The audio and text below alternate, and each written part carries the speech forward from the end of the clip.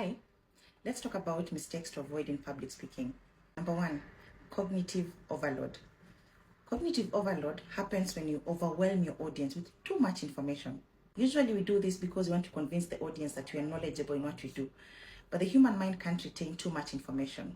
So focus on key points to keep your message clear and also memorable. By providing concise, relevant information, this ensures that your audience stays engaged and also retains the key takeaways. Secondly, don't use jargon unnecessarily. When it comes to public speaking, use pedestrian diction, not pedantic diction. The difference is pedestrian diction is what everyone understands. Avoid complex or technical language that might alienate your audience, what we call pedantic diction. Use simple everyday words instead of overly academic or specialized terms. You have to remember, effective communication is about making your message accessible to everyone. The third mistake to avoid making in public speaking, starting with an apology. When you're starting with, I'm not a great speaker or I'm nervous, trust me, immediately that lowers your credibility. Why? Because confidence in public speaking is everything. On the stage with confidence. Your audience wants to hear your message, not your insecurities. The fourth mistake to avoid is overusing PowerPoints. PowerPoints or visuals are supposed to complement you, not become the subject. So your slides should support your message, not become the entire message. And when it comes to visuals, too much text or clutter can distract your audience. Keep your slides simple and visually engaging.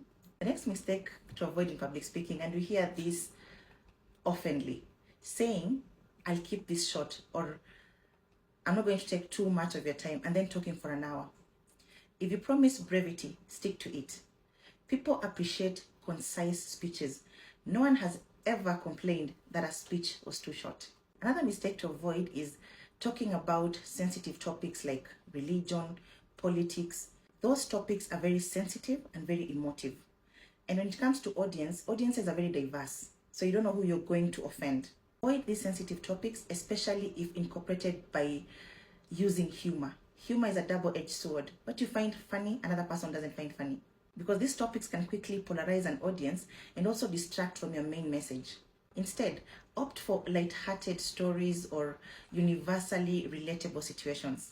By keeping humor inclusive and respectful, it ensures a successful delivery. Lastly, avoid saying the common phrase, all protocol observed. Now, the reason why all protocol observed should not be said, it's because it's redundant and it's often untrue because you've not observed any protocol. When you say all protocol observed, it means you've acknowledged people, but you haven't. Instead of saying that, I know a lot of people say this because you don't want long introductions. Instead of long introductions, cluster people or group them by category. For example, you can say distinguished guests, ladies and gentlemen, any other term that you can cluster them. It will help you to avoid long introductions. This acknowledges everyone respectfully without unnecessarily giving too much formality. I hope this helps.